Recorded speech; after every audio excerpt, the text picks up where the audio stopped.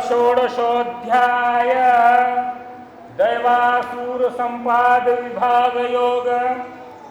श्री भगवानुवाच अवयं सत्त्वसंशुद्धि ज्ञानयोग व्यवस्थिति दानं दमश्च यज्ञश्च स्वाध्यायस्तपर्जवम्।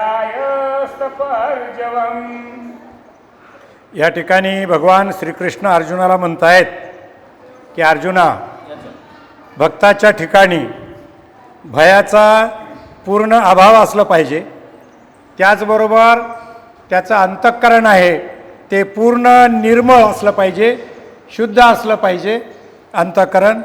त्याचबरोबर तो ह्या तत्त्वज्ञानाकरिता ध्यानयोगामध्ये निरंतर दृढ स्थितीमध्ये असला पाहिजे। ध्यानयोग म्हणजे कसं, पाठीचा कणा ताठ ठेवायचा आहे, मान सरळ ठेवायची आहे, आपली दृष्टी आपल्या नाकाच्या शेंड्यावरती स्थिर करायचं आणि परमेश्वराला आठवायचं आहे। त्याचबरोबर भक्ताच्या मनामध्ये सात्विक भाव असला पाहिजे, सात्विक दान केलं पाहिजे। त्याचबरोबर भक्ताने आपल्या इंद्रियाचं दमन केलं पाहिजे। त्याचबरोबर त्याने आपल्या गुरुची पूजा केलं पाहिजे, परमेश्वराला शरण गेलं पाहिजे।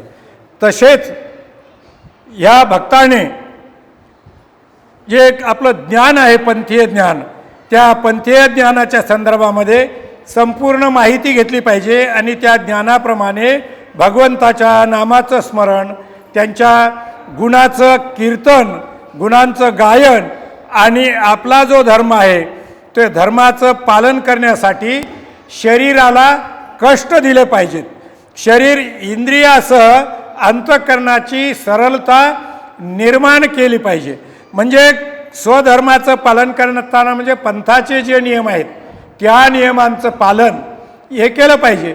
म्हणजे साधूसाठीचा असलेला त्यांनी आचारधर्म पाळला पाहिजे आणि आपले हे जे भक्तजन आहेत संसारामध्ये असलेले त्यांनीसुद्धा नामस्मरण आणि त्याचबरोबर स्थान प्रसाद आणि एक भिक्षुक वासनिक यांचीसुद्धा सेवा या ठिकाणी केली पाहिजे असं सांगतायत भगवान। अहिंसा सत्यम क्रोधस त्यागः शांतिपैशुनम दया भूतेष्वलोलुप्त्वं मार्दवम हि अचापलम। त्याचबरोबर काय केलं पाहिजे भक्ताने, काया वाचा आणि मनाने, म्हणजे आपल्या शरीराने किंवा वाचेद्वारे कोणाचं मन दुखावल्या जाणार नाही याच्याकडे पाहिलं पाहिजे। म्हणजे शरीरानं म्हणजे हाताने आपण मारण्यासाठी वगैरे काठी उगारणे किंवा थापड मारणे, वाचेने म्हणजे आपल्या तोंडाने वाईट शब्द कोणाला बोलून त्याचं मन दुखू नये। तर आपलं भाषण कसं पाहिजे, योग्य आणि गोड असं भाषण पाहिजे, पुढच्याला प्रिय वाटलं पाहिजे, पुढच्याला चांगलं वाटलं पाहिजे, अशा प्रकारचं आपलं बोलणं असलं पाहिजे। त्यानंतर आपल्यावर जो उपकार करणारा असो की उपकार करणारा असो, म्हणजे तो आपल्यावर काही दोषारोप करतो आहे किंवा चांगलं म्हणतो आहे, कसा जरी असला तरी त्याच्यावर रागू नये, त्याच्यासाठी आपण कसं वागलं पाहिजे, प्रेमानेच वागलं पाहिजे। त्याचबरोबर आपली जे कर्म आहेत ते कर्म करीत असताना मीच करणार आहे हा अभिमान आपल्याजवळ राहू नये। म्हणजे आपलं अभिमान शून्य होऊन आपले कर्म आपण केली पाहिजेत, कर्तव्यबुद्धीनं आपली कर्म केली पाहिजेत। त्याचबरोबर भक्ताच्या अंतःकरणामध्ये चंचलता असायला नको, अजिबात चंचलता असू नये आणि कोणाची सुद्धा आपण निंदा वगैरे करू नये। नसतं आपल्याला काय असते की पाठीमागे कोणाबद्दल वाईट बोलण्याची सवय असते, निंदा म्हणजे ते पाठीमागे वाईट बोलू नये, म्हणजे आपण निंदा करू नये। त्याचबरोबर सर्व प्राणीमात्राच्या ठिकाणी निरहेतुक भावनेने दयाबुद्धी दाखवावी, म्हणजे प्रेमभाव दिसला पाहिजे। प्राण्याशी वागताना किंवा माणसाशी वागताना आपण प्रेमानं वागलं पाहिजे आणि आपल्या इंद्रियाच्या संबंधित जे विषय आहेत त्यांचा संयोग टाळला पाहिजे। आवश्यक आहे तेवढंच पाहिजे, बाकी त्याची आसक्ती नको, वारंवार ते पाहिजे म्हणून। म्हणजे आपल्या शरीरासाठी जेवढं लागते तेवढं अन्न घेतलं पाहिजे, तेवढं पाणी पिलं पाहिजे, पण ह्याच्यापेक्षाही मला अजून काहीतरी जास्ती मिळालं पाहिजे, अशी मनामध्ये जी आसक्ती असते ती मनामध्ये असं आसक्ती वगैरे काही विषय असू नये। त्याचबरोबर आपलं हृदय कसं पाहिजे, कोमल पाहिजे। इतराला दुःख झालं तर आपणाला सुद्धा दुःख वाटलं पाहिजे, दुसऱ्याच्या दुःखात आपण सहभागी होणारं हृदय म्हणजे कोमल हृदय पाहिजे। आणि आपण शास्त्राच्या विरुद्ध किंवा कोण्या माणसाच्या विरुद्ध, व्यक्तीच्या विरुद्ध आपलं आचरण करू नये. आपली लज्जा आपण सांभाळली पाहिजे, म्हणजे निर्लज्जासारखं आपण वागू नये, लज्जेचा सांभाळ केला पाहिजे. त्याचबरोबर इतरांना वाईट वाटतील, इतरांना विक्षिप्त वाटतील अशा हालचालीसुद्धा आपल्याकडून घडू नयेत अर्जुना, असं श्रीकृष्ण महाराज अर्जुनाला समजावून सांगताहेत. तेजः क्षमा धृती शौचम् अद्रोहो नातिमानिता भवन्ति संपदं दैवीम् अभिजातस्य भारत. तर एखाद्याच्या मुखावर तेज म्हणजे प्रसन्नता, आनंद, त्याचबरोबर क्षमाबुद्धी. एखादा चुकला असेल तरी त्याला माफ करण्याची प्रवृत्ती, त्याला क्षमा करण्याची प्रवृत्ती. तसेच काही कोणी काय म्हटलं तर न घाबरता आपलं काम आपण चालू ठेवलं पाहिजे धैर्यानं. आपण नामस्मरण बसलोत, कोणी काय म्हणलं म्हणून बंद करायचं नाही, आपलं धैर्य त्या ठिकाणी खचू द्यायचं नाही. त्याचबरोबर आपल्या शरीराची बाह्यशुद्धी आणि अंतर्शुद्धी असलं पाहिजे, म्हणजे अंतःकरणही शुद्ध पाहिजे आणि आपलं शरीरसुद्धा शुद्ध पाहिजे. आपल्या मनामध्ये कोण्याही व्यक्तीबद्दल शत्रुभाव असू नये, आपल्या मनामध्ये दुष्टबुद्धी असू नये. त्याच्यानंतर स्वतःविषयी मोठेपणाचा अभिमान असू नये. मीच ज्ञानी आहे, मलाच समजते, मीच आचरण करणार आहे, मीच श्रीमंत आहे, किंवा माझाच रंग चांगला आहे, माझाच चेहरा देखणं आहे, असं जे काही असते कोणाला, माझंच नाक सरळ आहे, माझंच शरीर चांगलं आहे, अशा प्रकारचा देहाबद्दलचा जो अभिमान आहे तो असू नये. म्हणजे आता हे जे एवढं वर्णन सांगितलं आहे, असे लक्षणं असलेला मनुष्य म्हणजे दैव संपत्ती घेऊन जन्मलेला मनुष्य समजायचं.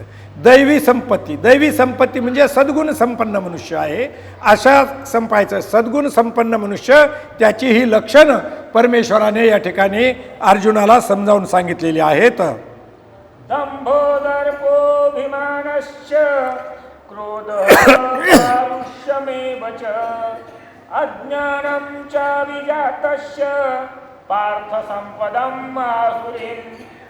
एक सज्जन विचाराचा माणूस दैवी संपत्तीचं म्हटलं तर कसा असू नये तेही सांगतो तुला, अर्जुना म्हणतात. देव म्हणतात, हे अर्जुना, हे पार्था, ढोंग करणार म्हणजे प्रत्यक्ष जीवनात वेगळं वागवायचं आणि लोकाला दाखवताना वेगळं वागायचं, त्याला ढोंगी म्हणतात, नाटकी म्हणतात. म्हणजे दोन चेहरे घेऊन चालायचं नाही, म्हणजे लोकाला दाखवायचं वेगळा आणि प्रत्यक्ष जीवनामध्ये जगायचा वेगळा. असे दोन मुखोटे कोणाकडे असू नये, म्हणजे तो ढोंगी असू नये. त्याच्यानंतर घमेंडखोर असू नये, मलाच हे आहे बाकीच्यांना नाही, अशा प्रकारचे मनामध्ये घमेंड असू नये. त्याचबरोबर अभिमानसुद्धा असू नये. त्याच्यानंतर राग असू नये आणि कठोरपणा असू नये आणि अज्ञान असू नये. आणि जर समजा त्याच्याजवळ ढोंगीपणा आहे, त्याला घमेंडही आहे, अभिमानही आहे, रागही आहे, कठोरपणाही आहे, अज्ञानही आहे, तर असा जो मनुष्य आहे तो आसुरी संपत्तीचा आहे. आणि हे नसलेला मनुष्य दैवी संपत्तीचा आहे, दैवी संपत्ती घेऊन जन्माला आलेला. आणि असं जर असेल ढोंग, घमेंड, अभिमान, राग, कठोरपणा, तर हा जो आहे आसुरी संपत्ती घेऊन जन्मलेला मनुष्य आहे असं समजायचं. असं श्रीकृष्ण महाराजांनी दोघांची लक्षणं सांगितली आहेत, आसुरी संपत्तीवाल्याचे आणि दैवी संपत्तीवाल्याचे लक्षणं श्रीकृष्ण महाराजांनी समजावून सांगितलेले आहेत. दैवी संपत्ती मोक्षाय निबंधाय सुरीमता माशूच संपदं दैवीं अभिजातोऽसि पांडव. तर ह्या ठिकाणी श्रीकृष्ण महाराज म्हणतात, अर्जुना, ज्याच्याकडे अशी दैवी संपत्ती आहे, असं सज्जनपणानं वागतो आहे, तो जो आहे तो मुक्तीसाठी योग्य आहे, तो मुक्तिदायक आहे, त्याला नक्की मोक्ष मिळतो. आणि जी मी आसुरीची लक्षणं सांगितले, ढोंग, घमेंड, अभिमान, राग, कठोरपणा, अज्ञान, हे लक्षणं ज्याच्याकडे आहेत, आसुरी संपदा, तर ती जी आहेत तो काही मोक्षपदाला पावत नाही अर्जुना, असं सांगतात. लगेच देव म्हणतायत, तुला असं वाटेल की मी त्याच्यातला काही, तू मात्र त्याच्यामधला नाहीत अर्जुना.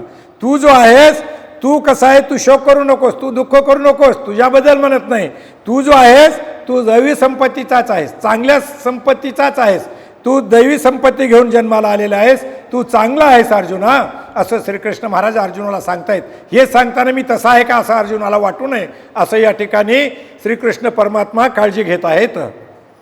भूत सर्व लोकेस्मिन् दैव आसु तथैव च दैवो विस्तरशः प्रोक्तः आसुरं पार्थ मे शृणु. हे अर्जुना, माझ्या भक्ता, भारता, या जगामध्ये दोनच प्रकारचे माणसं आहेत. एक तर दैवी संपत्तीचे नसता आसुरी संपत्तीचे, असे दोन प्रकारचे माणसं इथं आहेत. आता मी तुला सुरुवातीला दैवी संपत्तीचे चांगले कसे असतात ते विस्तारानं सांगितले आहे आणि आसुरी प्रकृतीचं थोडक्यात सांगितलेलं आहे. तर आता तुला यापैकी मी काय करतोय की आसुरी प्रकृतीबद्दल थोडं जास्ती सविस्तर माहिती देतो. नसता काय झालं की तुला 4 श्लोकामध्ये मी दैवी संपत्तीबद्दल माहिती दिली चांगले कसे आहेत आणि एकाच श्लोकामध्ये आसुरीची दिलं आहे. तर आसुरी संपत्तीचे सुद्धा लोक कसे असतात, म्हणजे वाईट विचाराचे लोक कशा असतात, दुष्ट विचाराचे लोक कसे असतात, त्याची सुद्धा तुला विस्ताराने माहिती देतो अर्जुना. पण तू मात्र असं समजू नको, तू मात्र दैव संपत्तीचाच आहेस, तू चांगल्या विचाराचाच आहेस, असं श्रीकृष्ण महाराज अर्जुनाला म्हणतायत. प्रवृत्तिंच निवृत्तिंच जनान विदु आसुराः न शौचं न पीचाचारो न सत्यं तेषु विद्यते. हे अर्जुना, जे आसुरी स्वभावाचे लोक आहेत ते प्रवृत्तिवादी नाहीत, निवृत्तीवाद दोन्ही जाणत नाहीत. प्रवृत्तिवादही जाणत नाही तर निवृत्तीवादही जाणत नाही. आता प्रवृत्तिवाद म्हणजे काय? संसारात रमणारा संसारी. आणि निवृत्तीवादी म्हणजे वैराग्य धारण केलेला, म्हणजे वैराग्यांना संन्याशांना आपण काय म्हणतो? निवृत्तीवादी म्हणतो. आणि संसारात असले त्याला प्रवृत्तिवादी म्हणतो. प्रवृत्तिवादी म्हणजे संसारिक आणि निवृत्तीवादी म्हणजे संन्यास धर्म ज्यांनी स्वीकारलेला आहे. तर हे दोन्ही आसुरी स्वभावाच्याला समजत नाही. प्रवृत्तिवाद काय होई तेही समजत नाही आणि निवृत्तीवाद काय आहे हेही समजत नाही त्याला, याचं त्याला ज्ञानच नसते. त्याच्यामुळे त्याचं जे कसं आहे की अंतर्बाह्य तो शुद्ध नसतो, अशुद्ध असतो. अंतर्बाह्य तो अज्ञानीच असतो, अंतर्बाह्य तो अशुद्ध असतो, तो अजिबात शुद्ध नाही आणि त्याचं आचरणसुद्धा चांगलं नाही. त्याच्यानंतर तो सत्य कधी बोलत नाही, तो नेहमी असत्य बोलत असतो. तो सत्य भाषणसुद्धा करत नाही आणि चांगल्या प्रकारचं आचरणसुद्धा करत नाही. कोण? आसुरी प्रवृत्तीचा जो माणूस आहे तो. असे दोन प्रवृत्ती देव समजावून सांगतायत, दैवी प्रवृत्ती आणि आसुरी प्रवृत्ती. याच्याबद्दल या ठिकाणी श्रीकृष्ण महाराज माहिती देत आहेत.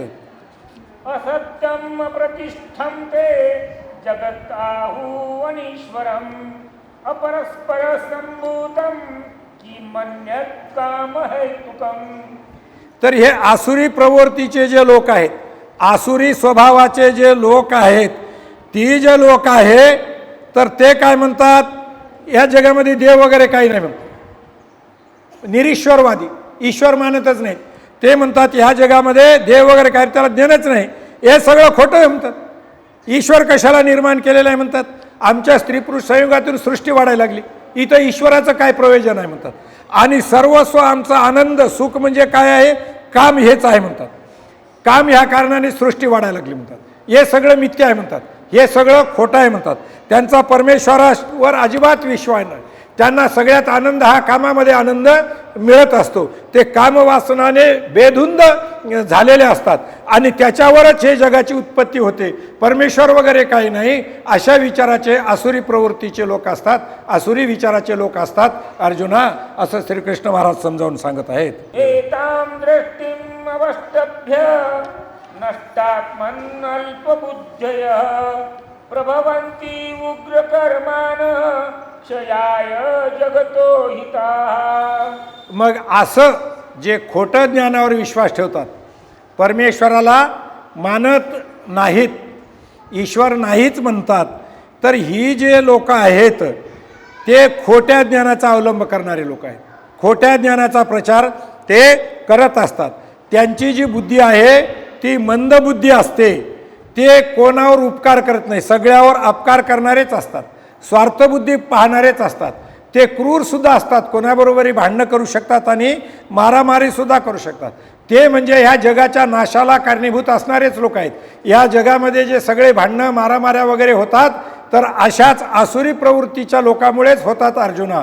म्हणून ते लोक ह्या जगासाठी बाधक आहेत, असं श्रीकृष्ण महाराज अर्जुनाला समजावून सांगत आहेत. कामम् आश्रित्य दुष्परं दंभमान मदान्विताः मोहाद्रित्वा सद्ग्रहान् प्रवर्तन्ते अशुचिव्रताः. ती जी लोक आहेत असे आसुरी प्रवृत्तीचे, त्यांच्यामध्ये दंभ असतो म्हणजे खोटारडेपणा असतो, अहमपणा असतो, मीपणा असतो आणि ते काय करतात, मलाच मान मिळाला पाहिजे या विचाराचे असतात. दुसऱ्याला मान मिळालं तर त्यांना सहन होत नाही. त्याच्यानंतर ते मदाने युक्त झालेले असतात, कामाधुंद झालेले असतात. त्याचनंतर ती जे माणसं आहेत, मला हे पाहिजे ते पाहिजे, नेहमी त्यांना काय असते की अपेक्षाच असते, हे मिळालं पाहिजे ते मिळालं पाहिजे, जे जे काही चांगलं दिसालं ते मलाच मिळालं पाहिजे अशी त्यांची धारणा असते. आणि ते जगामध्ये सगळे खोटे सिद्धांत टाकत असतात. ते निरीश्वरवादी म्हणजे ईश्वर वगैरे मानतच नाहीत ते. तर हे जे लोक आहेत की असे जे लोक आहेत, हे सगळे जगामध्ये वावरणारे जगाला बाधक लोक आहेत, मानवी जीवनाला बाधक आहेत अर्जुना असं सांगतायत. आसुरी प्रवृत्तीचे लोक म्हणजे समाजाचे शत्रू आहेत अर्जुना असं श्रीकृष्ण महाराज समजावून सांगत आहेत. चिंताम अपरिमेयां च प्रलयन्तामुपाश्रिताः कामोपभोग परमाः यथा वदति निश्चिताः. तसेच ते मरेपर्यंत त्यांना अशेक चिंता सतावत असतात. आसुरी प्रवृत्तीचे लोक आहे ना, त्यांच्या चिंता कधी संपतच नाहीत. ते चिंतेचं ओझं घेऊनच मरतात असे लोक. मरेपर्यंत त्यांच्या चिंता संपत नाहीत. कारण का, त्यांना मरेपर्यंत काय असते की खाण्यातही मन तृप्त होत नाही, काय ऐकूनही मन तृप्त होत नाही, बोलूनही त्यांचं मन तृप्त होत नाही. शरीराला सगळे जे काय आहेत की मिळालंच पाहिजे असं त्यांचं वाटते, सगळे भोग त्यांना मिळाले पाहिजेत असं वाटते. आणि त्याच्यामध्येच आनंद आहे वाटते की चांगल्या प्रकारचे पैसा असणे, श्रीमंती असणे, प्रॉपर्टी असणे, लोकाला भांडणे, सगळे आपल्या पुढे झुकणे, आपण कोणी जर चुकलं तर त्याला मारणे, हेच आपलं काही काम आहे असं म्हणतात. आणि ते मिळालं नाही की मिळालं नाही म्हणून, म्हणजे चिंताचं ओझं हे मरेपर्यंत ते वाहत असतात. त्यांना आनंद काय आहे माहीतच नसते. ते कधीच समाधानी होत नाहीत आणि आनंदी होत नाहीत. हे पाहिजेच म्हणतात, नेहमी दुःखी असतात अर्जुना असं श्रीकृष्ण महाराज या आसुरी प्रवृत्तीच्या लोकांबद्दल समजावून सांगत आहेत. आशापाशशतैर्बद्धाः कामक्रोध परायणाः इहन्ते कामभोगार्थम् अन्यायेनार्थसंचयान्. त्यांना आशा एक दोन नसतात, शेकडो हजारो आशेनं बांधलेले असतात. त्यांना काही नको असं नाहीच. त्यांना सुंदर पोरगंही राहा वाटते, शिकलेलंही पोरगं राहा वाटते, नोकरी वाटलेलंही पोरगं राहा वाटते, चांगलं घरही राहा वाटते, गाडी राहा वाटते, शेतही राहा वाटते, मळाही राहा वाटते, बायकोही सुंदर राहिली पाहिजे, त्याच्यानंतर मला खायला मिळालं पाहिजे, मी आमदार झालं पाहिजे, मी मंत्री झालं पाहिजे. त्याला म्हणजे समाधान मरेपर्यंत नाही. एक झालं की एक पुढचं पाहिजेच वाटते. त्याला पायी चाललं तर सायकल पाहिजे, सायकल मिळालं की मोटरसायकल पाहिजे, मोटरसायकल मिळाले की कार पाहिजे, कार झाले की हेलिकॉप्टर पाहिजे, हेलिकॉप्टर मिळाले की विमान. त्याचं समाधान कधी होतच नाही, कायम तो असंतुष्ट. म्हणजे त्याला हे सगळे शरीराचे भोग, सगळे जे सुख आहेत ते सगळे सुख मलाच मिळाले पाहिजेत असं वाटते. आणि त्याच्यानंतर काम क्रोध तर त्याचा पिच्छा सोडतच नाही. तो कामाधुंद असतो आणि कोणावरही रागावत असतो. त्याला कोणी बोलू नये, मीच मोठा आहे, माझ्या पुढे कोणी बोलू नये, मोठा आवाज सुद्धा करू नये असं वाटतो. तो क्रोधाने सुद्धाही असतो. आणि विषय भोगामध्ये तर द्रव्य तर त्याला भरपूर वाटते, पैसे तर त्याला पैशावर लोळा वाटते, म्हणजे पैशावर झोपा वाटते. अशा प्रकारची ही जी मंडळी आहे, जी आसुरी प्रवृत्तीची मंडळी आहेत, त्यांना कशाचाही संग्रह करावा वाटते. कुठली चांगली वस्तू असली की आपल्या संग्रहात असं वाटते. चांगली गाय आहे आपल्याच घरी राहावं, चांगली म्हैस आहे आपल्याच घरी राहावं, चांगली गाडी आहे आपल्यालाच असलं पाहिजे, जे जे काही चांगलं आहे ते मलाच मिळालं पाहिजे असं वाटते. त्याचं काही म्हणजे त्या भोगाची इच्छा संपतच नाही. अशी आसुरी प्रवृत्तीची माणसं असतात अर्जुना असं श्रीकृष्ण महाराज या आसुरी प्रवृत्तीबद्दल समजावून सांगत आहेत. इदम् अद्य मया लब्धम् इमं प्राप्स्यसे मनोरथम् इदम् अस्ति इदमपि मे भविष्यति पुनर्धनम्. ते असं विचार करतात की आता जे आपल्याजवळ आहे हे पुष्कळ झालं, किती दिवस मरमर करावं, याचा उपभोग घ्यावा असं नाहीच. आता हे तर माझ्याजवळ आहेच आहे, माझ्याजवळ तर एवढं द्रव्य आहेच, अजून मला पुन्हा मिळालं पाहिजे ह्याच्यापेक्षा जास्ती म्हणतात. म्हणजे भरपूर आहे, समजा कोटीमध्ये आहे तर तो म्हणतो की नाही नाही हे तर आहेच, मला अब्जामध्ये मिळाले पाहिजे म्हणतो. म्हणजे त्याचं समाधान कधी होतच नाही. कोटीत असलं तरी तो समाधान नसतो आसुरी प्रवृत्तीवाला. लाखात असल्यावर तर नाहीच, हजारात असल्यावर तर नाही, पण कोटीत असलं तरी नाही, अजून अब्जामध्ये मिळालं पाहिजे. म्हणजे समाधान हे आसुरी प्रवृत्तीच्या माणसाला कधीच मिळत नाही अर्जुना. तो नेहमी नेहमी कसा असतो, आसक्त असतो, मला हे मिळालं पाहिजे, हे पाहिजे, ते पाहिजे, याचीच आशा करत असतो अर्जुना, असं श्रीकृष्ण महाराज सांगत आहेत. असौ मया हतशत्रू हनिष्ये च पुराणपि ईश्वरहम् अहं भोगी सिद्धोऽहं बलवान सुखी. तर तो एवढा गर्विष्ठ असतो की कधी कोणाला मारल्यास तर खुला सांगतो, तुला माहीत नाही काय त्याला मारलो, तुलाही मारतो म्हणतो. तुला माहीत आहे की नाही त्याला कसं खतम करून टाकलं म्हणतो. तसं तुला सुद्धा खतम करून टाकतो म्हणतो. याला मारलो, तुला सुद्धा मारण्याची धमकी सुद्धा तो इतरांना देत असतो. तो म्हणतो देव वगैरे कशाचं, मीच देव हा म्हणते, तू काय नाही माझ्याकडे म्हणतो. बघ माझ्याजवळ काय देवा ऐश्वर्य संपन्न, माझ्याजवळ काय कमी आहे ऐश्वर्याला म्हणतो. कारण तो आसुरी प्रवृत्तीचा असतो. तो सगळे ऐश्वर्य भोगत असताना सुद्धा त्याला गर्व असतो आणि स्वतःलाच तो परमेश्वर समजायला लागतो. परमेश्वर म्हणजे काय, सुख म्हणजे काय, बघ हे माझ्याकडे आहे म्हणतो. त्याच्याकडे सगळ्या प्रकारच्या सिद्धी असतात, तो शक्तिवान असतो तरी तो सुखी नाही. अजून मला शक्ती मिळाली पाहिजे, अजून सिद्धी मिळाल्या पाहिजेत, अजून द्रव्य मिळालं पाहिजे, अशी त्याची भावना असते अर्जुना, असं श्रीकृष्ण महाराज या आसुरी प्रवृत्तीच्या माणसाबद्दल सांगत आहे. आता मी हे सांगताना कोण कसं आहे ज्याचं त्यांनी मनावर तपासून पाहायचं आहे. म्हणजे हे दोन्ही सांगालो मी, दैवी प्रवृत्ती, आसुरी प्रवृत्ती. प्रत्येकानं काय करायचं की आपलं आत्मपरीक्षण करायचं. मी कोण्या घटकात बसतो, मग तो जिथल्या तिथं बसतो. कोणी सांगले की वाईट वाटत असते, कारण प्रत्येकाला कोणाला वाईट म्हणलेलं आवडत नसते. म्हणून ज्याचं त्यानं आत्मपरीक्षण करायचं आणि आपणाला देव सांगायला त्याच्यात आपण कोण्या कॅटेगरीमध्ये आहोत ते आपण स्वतःलाच बसून घ्यायचं असते. आढयो भिजन्वानस्मि कोन्योस्ति सदृशो मया यक्षे दास्यामि मोदिष्ये इत्यज्ञान विमोहिता. तो काय करतो की तो म्हणतो मीच मोठा श्रीमंत आहे, मीच धनिक आहे, मी मोठ्या कुळामध्ये जन्मलो आहे, माझ्या कुळाची कोण बरोबरी करते, माझ्या घराण्याची कोण बरोबरी करते, असा त्याच्यामध्ये काय असतो की गर्व असतो. मी ज्या कुळात जन्मलो तेच श्रेष्ठ आहे असं तो म्हणत असतो आणि इतरांना तुच्छ लेखित असतो. त्याच्यानंतर माझ्यासारखा दुसरा कोणी नाही म्हणतो. समजा तो या गावात कोण आहे माझ्यासारखा म्हणतो, एखादा त्याच्यावर तालुक्यात माझ्यासारखा कोण आहे म्हणतो, जिल्ह्यात माझी कोणी बरोबरी करू शकतो का म्हणतो. अशा प्रकारे त्याला त्याच्या जातीचा अभिमान, त्याच्या कुळाचा अभिमान, त्याला त्याच्या संपत्तीचा अभिमान, त्याला त्याच्या धनाचा अभिमान असतो. तो म्हणतो की मीच दान देतो, मीच यज्ञ करतो. तो काय म्हणजे जे काय केलेलं आहे त्याचा सुद्धा त्याला गर्व असतो आणि मी हे सगळं करून मी मजेत राहील म्हणतो. ते म्हणालच ना ते सुद्धा मी करतो. अशा प्रकारे तो कसा आहे की अज्ञानाने मोहित झालेला आहे. त्याला कशानं ग्रासलंय, अज्ञानाने ग्रासलेला आहे. त्याला देवाचं खऱ्या ज्ञानाची ज्ञानच नाही, त्याला खरं ज्ञानही नाही, देवाचंही ज्ञान नाही. तो अज्ञानग्रस्त आहे हा मनुष्य अर्जुना, असं श्रीकृष्ण महाराज त्याला सांगत आहेत.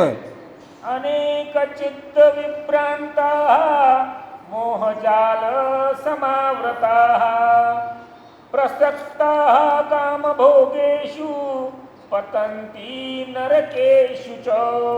आणि तो काय की त्याचं चित्त भ्रांत झालेलं आहे, ते भरकटलेलं आहे. त्याचं चित्तच थाऱ्यावर नसते, त्याचं चित्त कशात समाधान पावतच नाही.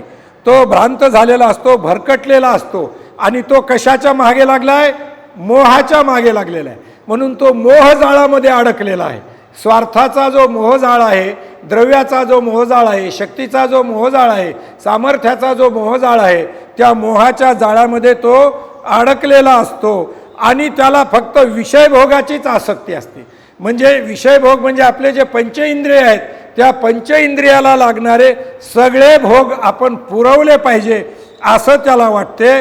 आणि असा जो आसुरी प्रवृत्तीचा माणूस आहे किंवा असे आसुरी प्रवृत्तीचे अनेक माणसं आहेत, ते लोक कशा आहेत ते जे लोक आहेत अपवित्र आहेत, म्हणून त्यांना देवताचं सुखसुद्धा नाही, तर ते नरकात जात असतात अर्जुना.